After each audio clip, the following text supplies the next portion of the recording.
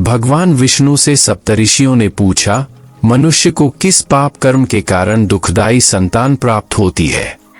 दोस्तों, आज की कहानी बहुत ही शिक्षाप्रद और महत्वपूर्ण है। मेरा आपसे निवेदन है कि इसे पूरा सुने और वीडियो के अंत तक हमारे साथ बने रहें।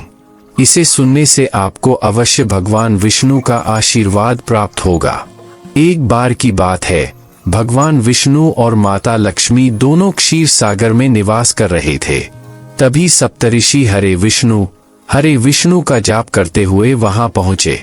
उन्होंने कहा, प्रभु, जब हम आज धरती लोक को देख रहे थे तो हमने वहां एक अजीब दृश्य देखा जिससे हमारे मन में बहुत अशांति हुई। भगवान विष्णु ने पूछा, तुमने धरती लोक पर क्या देखा? सप्तऋषियों ने कहा, हे प्रभु, जब हम पृथ्वी लोक पर गए तो हमने देखा कि हर पिता को उसकी संतान दुख दे रही है। वे अपने पिता को घर से बाहर निकाल रहे हैं और उनकी बात नहीं सुन रहे हैं। प्रभु, आखिर इस कलयुग में इतना पाप क्यों बढ़ रहा है? कृपया हमारी जिज्ञासा को शांत करें। तब मुस्कुराते हुए भगवान विष्णु बोले, हे सप्तऋषियों, अभी कलयुग चल रहा है और जिस घटना की आप बात कर रहे हो वह भी एक गाय के श्राप का परिणाम है, जिसके कारण मनुष्यों की संतान उन्हें दुख दे रही है। सप्तऋषियों ने कहा, प्रभु, यह कहानी हमें बताइए कि वह कौन सा श्राप है और गाय ने मनुष्य को यह श्राप क्यों दिया था? विष्णु जी बोले, हे सप्तऋषियों, आज मैं आपके मन में उठ रही हर शंका को दूर करूंगा और आपको इस कथा के माध्यम से सब बताऊंगा। इस कथा को सुनने मात्र से ही मनुष्य का कल्याण हो जाता है। जो भी पुरुष और स्त्री इसे सुनेगा उसके सारे पाप नष्ट हो जाएंगे और वह मुक्ति पाएगा। मेरी कृपा दृष्टि भी उस पर सदा बनी रहेगी। सप्तऋषियों ने कहा, हे प्रभु, यह हमारा परम सौभाग्य है कि हमें इस कथा को सुनने का अवसर मिल रहा है।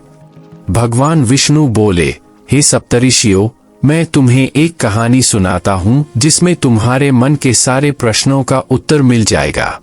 पुराने समय में जब कलयुग की शुरुआत होने वाली थी, सरस्वती नदी के किनारे एक विशाल नगर बसा हुआ था। वहां के सभी वर्ग के लोग अपने अपने धर्म का पालन करते थे और सत्य तथा सदाचार में लगे रहते थे। उस नगर में विद्याधर नाम का एक पंडित रहता था, जो सभी वेदों का ज्ञाता था और धार्मिक कार्यों में सबसे आगे रहता था। वह एक दूसरे सूर्य की तरह तेजस्वी था। हालांकि वह धनवान पंडित था, परंतु भिक्षा मांगकर अपना जीवन यापन करता था। उसकी पत्नी अत्यंत सुंदर थी, मानो स्वर्ग की अप्सरा हो, परंतु वह स्वभाव से क्रूर और हठीली थी।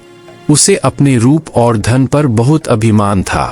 वह हमेशा दूसरों की निंदा करती थी, परंतु घर के काम में बहुत मेहनती थी। वह बहुत कंजूस भी थी। श्री भगवान विष्णु जी ने कहा, हे सप्तऋषियों, पंडित विद्याधर और उनकी पत्नी बड़े प्रेम से रहते थे, लेकिन उन्हें कोई संतान नहीं थी। इस कारण उनके पास जितना भी धन दौलत और सुख साधन थे, वे किसी काम के नहीं थे। कुछ समय बाद पंडित ने संतान प्राप्ति के लिए एक यज्ञ का आयोजन किया। उन्होंने गरीबों को भूमि, सोना, कपड़े, गाय आदि दान में दिए। अपने धन का आधा हिस्सा भी धर्म के मार्ग में खर्च कर दिया, लेकिन फिर भी उन्हें कोई संतान नहीं हुई। इससे पंडित बहुत दुखी हुए और एक दिन घर छोड़कर वन की ओर चल दिए। वन में चलते चलते दोपहर हो गई और उन्हें प्यास लगी। वे नदी किनारे पहुंचे और पानी पीकर विश्राम करने लगे। संतान न होने के दुख से उनका शरीर क्षीण हो गया था। वे अत्यंत कमजोर और उदास थे। उस समय भगवान शिव ने सन्यासी का रूप धारण करके उसी नदी के किनारे पहुंचे। पंडित के वहां बैठते ही कुछ क्षणों में वे वहां आ गए। उन्होंने भी नदी से पानी पिया और दूसरी ओर बैठे पंडित को देखा। पंडित ने उन्हें देखकर उनके चरणों में झुककर जोर जोर से सांस ली। फिर भगवान शिव ने उनसे पूछा, हे पंडित, तुम क्यों रो रहे हो? कौन सी चिंता तुम्हें सता रही है? शीघ्र अपना कष्ट मुझे बताओ। भगवान विष्णु ने कहा, हे सप्तऋषियों। विद्याधर पंडित ने ऋषि से कहा, हे महाराज, मैं अपने दुख का वर्णन नहीं कर सकता। ये सब मेरे पूर्वजन्म के पापों का फल है। मेरी कोई संतान नहीं है, इसलिए मेरी पत्नी भी दुखी रहती है। जब मैं मेरे पूर्वज द्वारा दी हुई संपत्ति लेता हूँ तो उनकी दयनीय स्थिति देखकर मेरा हृदय विचलित हो जाता है। देवता और ऋषि भी मेरी दी हुई वस्तुओं को सहर्ष नहीं लेते थे। संतान के अभाव में मेरा जीवन सूना सा हो गया है, इसलिए मैं इस नदी में कूदकर अपनी जान देने आया हूँ। बिना संतान के पुरुष का जीवन व्यर्थ है। जिस घर में बच्चे न हो वह घर भी निरर्थक है। निसंतान पुरुष का धन भी बेकार है और बिना संतान का कुल भी निरर्थक है। हे ऋषिवर, मैं अपनी दुर्दशा का वर्णन कहाँ तक करूं? जिस गाय को मैं पालता हूं वह दुखी हो जाती है। जिस पेड़ को मैं लगाता हूं उसमें फल नहीं आते। इसके अलावा मेरे घर के बाहर के पेड़ों के फल भी जल्दी सूख जाते हैं। जब मैं इतना अभागा और निसंतान हूं तो मुझे जीने का क्या फायदा? इस प्रकार दुख से व्यथित होकर वह पंडित सन्यासी के चरणों में गिर पड़ा और फूट फूट कर रोने लगा। पंडित पर भगवान शिव को दया आई। उनका हृदय करुणा से भर गया। उन्होंने पंडित के मस्तक पर लिखे भाग्य के अक्षरों को पढ़ा और सब कुछ जानकर विस्तार से बोलने लगे। भगवान शिव ने कहा, हे पंडित, सुनो, मैंने तुम्हारा भविष्य देखा है। उससे पता चलता है कि तुम्हें अगले 7 जन्मों में कोई संतान नहीं होगी। अब तुम संतान के मोह को छोड़ दो, क्योंकि यह महान अज्ञान है। कर्म की गति बहुत विचित्र होती है। अब तुम विदेह का आश्रय लेकर संसार की वासना का त्याग करो। पूर्व काल में राजा वीरदत्त सहित अन्य राजाओं को भी संतान के कारण दुख भोगना पड़ा था। इसलिए अब तुम कुटुंब की आशा छोड़ दो। त्याग में ही तुम्हारी भलाई है। त्याग में ही सभी प्रकार के सुख निहित हैं। पंडित ने कहा, हे बाबा, ज्ञान से क्या होगा? मुझे तो जैसे भी हो पुत्र दीजिए, नहीं तो मैं शोक से मूर्छित होकर आपके चरणों में ही प्राण त्याग दूंगा। संसार में पुत्र पौत्रों से भरा हुआ गृहस्थ आश्रम बहुत अच्छा लगता है। पुत्र के सुख के समक्ष यह सन्यास बिल्कुल नीरस है। दोस्तों, तब भगवान विष्णु ने कहा, हे सप्तऋषियों, पंडित के इस प्रकार के आग्रह को देखकर भगवान शिव, जो सन्यासी का भेष बनाए हुए थे, बोले, देखो, विधाता के लेख को मिटाने का हठ करने से राजा वीरदत्त को भी बहुत कष्ट भोगना पड़ा था। जिस पुरुष का पुरुषार्थ भाग्य ने कुचल दिया हो, उसके समान तुम्हें पुत्र से सुख नहीं मिलेगा। फिर भी तुम हठ कर रहे हो। तुम्हें केवल अपना स्वार्थ ही दिख रहा है। आगे मैं तुमसे क्या कहूं? दोस्तों, भगवान विष्णु जी ने फिर से कहा कि हे सप्तऋषियों, अंत में जब पंडित का बहुत आग्रह देखा तो सन्यासी ने उन्हें एक फल दिया और कहा, इसे अपनी पत्नी को खिला देना। इस फल के बीजों से उन्हें एक पुत्र होगा। उन्हें यह भी बता देना कि 9 महीने तक दया और दान के नियमों का पालन करते हुए निर्धनों की सेवा करें। इससे उनका बालक अत्यंत शुद्ध स्वभाव वाला होगा। ऐसा कहकर भगवान शिव वहां से चले गए और पंडित अपने घर लौट आया। उसने अपनी पत्नी को वह फल दे दिया और उसके कठोर नियमों के बारे में बताया। फिर वह स्वयं मंदिर चला गया। दोस्तों, उसकी पत्नी शकुंतला बड़ी कुटिल और सुविचारित थी, अत्यंत हठी स्वभाव की थी। उस समय शकुंतला की बहन भी उसके घर आई हुई थी। शकुंतला ने अपनी बहन के सामने रोते हुए कहा, अरे बहन, मुझे बड़ी चिंता हो रही है। मैं यह फल कैसे खाऊंगी? इसे खाने से मुझे डर लग रहा है। गर्भधारण होने पर मेरा पेट बड़ा हो जाएगा और मेरी खान पान की आदतें बदल जाएंगी। इससे मेरी शक्ति भी कम हो जाएगी। बहन, मुझे बताओ, इसी स्थिति में घर का कामकाज कैसे होगा? अगर गांव में कुछ आपात स्थिति आ जाए तो गर्भवती महिला क्या कर पाएगी? अगर ईश्वर की इच्छा से गर्भ 12 साल तक मेरे पेट में रह गया तो उसे बाहर निकालना कैसे संभव होगा? यदि प्रसवकाल में बच्चा टेढ़ा हो जाता है तो मेरी मृत्यु हो जाएगी। गाय को भी बच्चे के जन्म के समय अत्यधिक पीड़ा होती है, ऐसा मैंने सुना है। मैं तो कन्या हूँ, मुझे उस पीड़ा का सामना कैसे करना होगा? गर्भवती अवस्था में जब मेरा शरीर भारी हो जाएगा, चलने फिरने में मुझे कठिनाई होगी। उस समय मेरी ननद घर आकर यहाँ का सारा धन ले जाएगी। सबके शौचादि की देखभाल भी मुझे मुश्किल लगती है। जिस स्त्री को संतान होती है उसे बच्चों के लालन पालन में बहुत कठिनाई होती है, उसे बड़ा कष्ट उठाना पड़ता है। मेरा मानना है कि बाज या विधवा स्त्रियां अधिक सुखी होती हैं। मित्रों, भगवान विष्णु कहते हैं कि हे सप्तऋषियों, इस प्रकार शकुंतला ने उस पंडित का दिया हुआ फल नहीं खाया। जब पति ने पूछा तो उसने कहा कि हाँ, मैंने फल खा लिया। उसकी बहन ने उससे कहा, दीदी, इसकी तुम चिंता मत करो, मेरे पेट में भी अभी बच्चा है। जब मुझे बच्चा होगा मैं उसे तुम्हें दे दूंगी। तब तक तुम गर्भवती स्त्री की तरह घर में रहो और आराम करो। मेरे पति को धन दे देना ताकि वह अपना बच्चा तुम्हें दे देगा। फिर लोगों को बता देना कि मेरा 6 महीने का बच्चा गर्भपात हो गया है। मैं रोज तुम्हारे घर आकर बच्चे की देखभाल करूंगी। अभी तुम उस फल का परीक्षण करो, अपनी गाय को खिलाकर देखो। भगवान विष्णु कहते हैं। अपने कुटिल स्वभाव के कारण उसने ठीक वैसा ही किया जैसा उसकी बहन ने कहा था। समय बीता, उसकी बहन को एक पुत्र हुआ। पिता ने बच्चे को लाकर शकुंतला को दे दिया और उसने उसे पैसे भी दिए। शकुंतला ने अपने पति को बताया कि हमें एक पुत्र हो गया है। पंडित बहुत खुश हुआ। उसने बच्चे का जन्म संस्कार कराया और पंडितों को दान दिया। उसके घर में मांगलिक उत्सव मनाए गए। उसकी पत्नी ने कहा, मेरे स्तनों में दूध नहीं है, गाय भैंस के दूध से मैं बच्चे को कैसे पालूंगी। मेरी बहन का भी तो बच्चा मर गया था, उसे बुलाकर रख लो, वह इस बच्चे की देखभाल करेगी। पुत्र को बचाने के लिए पति ने उसकी बात मान ली। 3 महीने बाद उस फल के प्रभाव से पंडित की गाय गौरा ने एक सुंदर और दिव्य बालक को जन्म दिया। पंडित बहुत खुश हुआ। उसने खुद ही बच्चे की देखभाल की।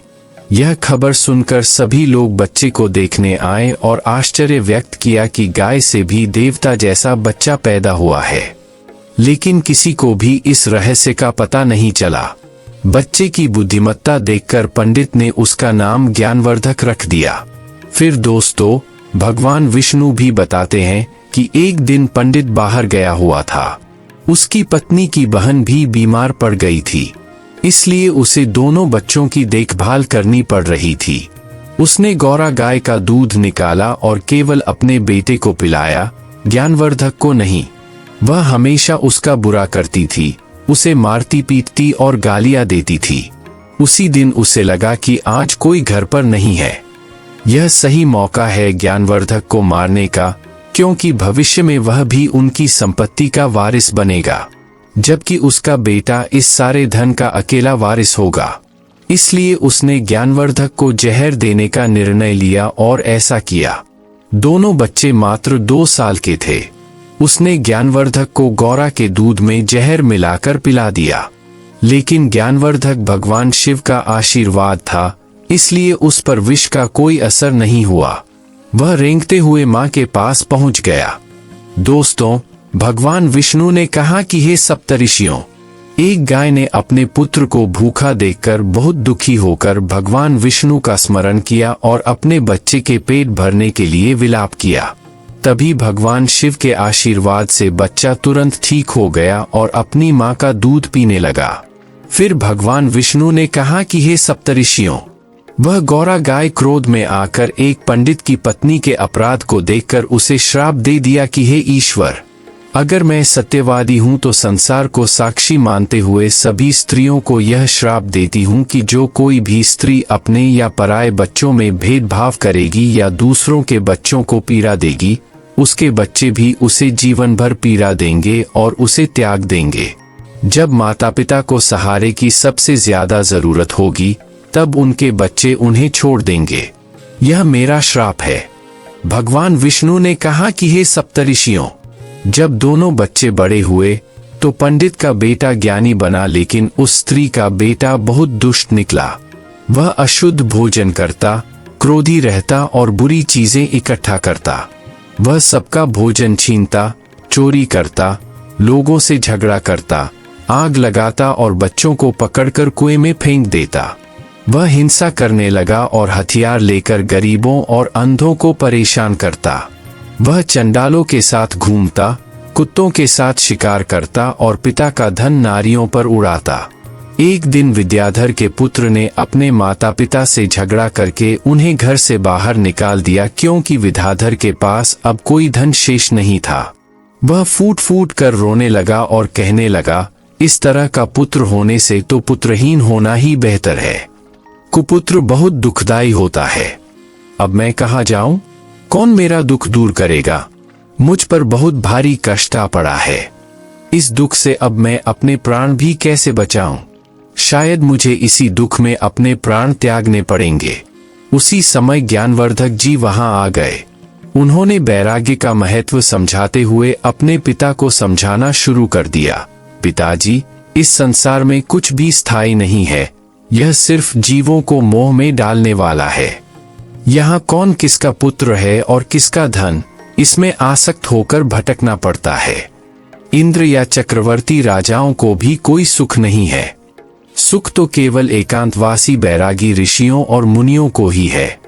संतान के प्रति जो आपकी ममता है, वह महान अज्ञान है। इस ममता को त्याग दीजिए, क्योंकि मोह में फंसने से मनुष्य को नरक में जाना पड़ता है। औरों की तो बात ही क्या, आपका यह प्रिय शरीर भी एक दिन नष्ट हो जाएगा।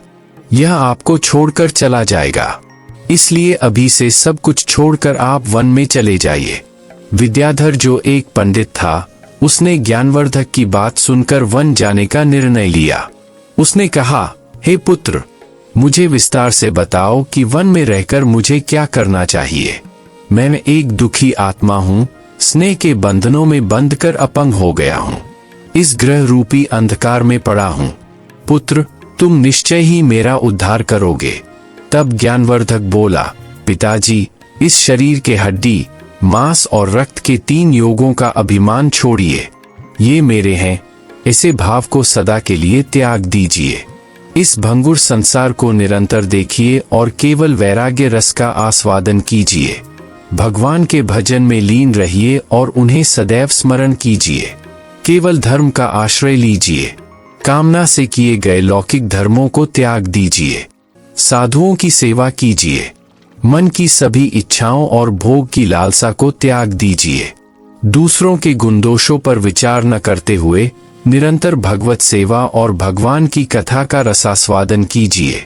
फिर भगवान विष्णु ने कहा, हे सप्तऋषियों, क्या आप अब जान गए कि कौन सी संतान अपने माता पिता की सेवा नहीं करते हैं? प्रिय दोस्तों, आज की कहानी आपको कैसी लगी? कृपया अपनी प्रतिक्रिया एक प्यारे कमेंट के रूप में जरूर दें। यदि आपको यह वीडियो पसंद आया है तो इसे लाइक करने और चैनल को सब्सक्राइब करने की कृपा करें। प्रिय भक्तगण, हम आपसे निवेदन करते हैं कि इस वीडियो को अपने प्रियजनों के साथ भी जरूर शेयर करें और कमेंट में हर हर महादेव तथा जय हो विष्णु, जय माता लक्ष्मी जरूर लिखें।